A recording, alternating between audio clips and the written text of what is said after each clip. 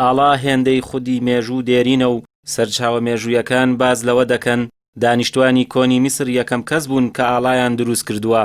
شارستانی سۆمەری و ئاشووریەکان ئاڵایان وەک نیشانەیەک بۆ دەسەڵاتدارێتی خۆیان هەڵداوە و ئیمپراتۆریەتی چین و ژاپۆن و ڕۆمانیەکانیش لە هەڵدانی ئاڵادا خاوەنی مێژوویەکی دەوڵەمەندن.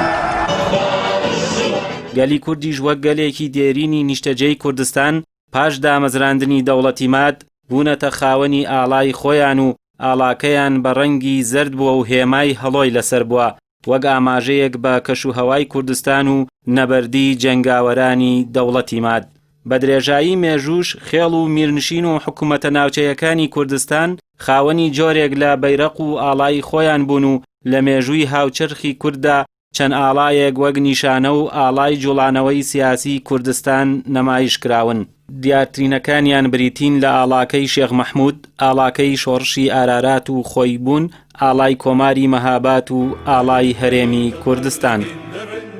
حکوومەتی دووەمی شێخ مەحموود لە ئۆکتۆبەری ساڵی 1922 ئاڵای کوردستانی لە شاری سلێمانی هەڵکرد و حکوومەتی خواروی کوردستانی ڕاگەیاند.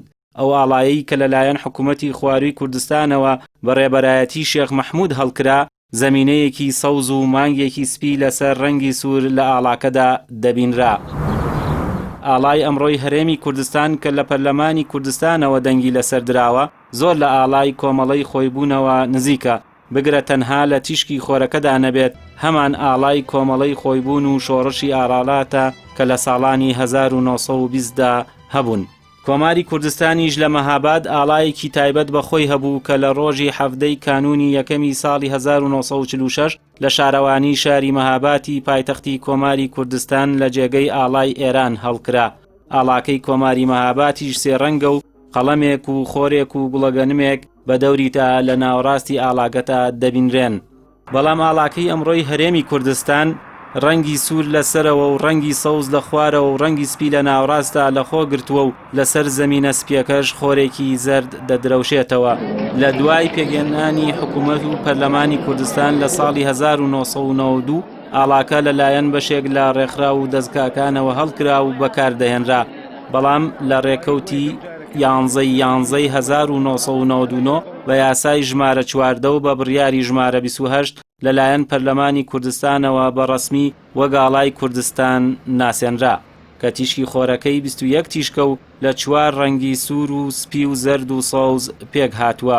پەرلەمانی کوردستان لە ڕۆژی 19 شەشی 2004 بە بڕیاری ژمارە 48 ڕۆژی هەفتەی کانونی یەکەمی هەموو ساڵێکی کرد بە ڕۆژی ئاڵای کوردستان. هۆکاری دیاریکردنی ئەم ڕۆژەش ئەوەیە کە هاوکاتە لەگەڵ ڕۆژی داگرتنی ئاڵای کۆماری کوردستان لە مەهاباد لە ساڵی 1946 لەلایەن ڕژێمی ئەو کاتەی حکوومەتی پەهلەوی ئێرانەوە.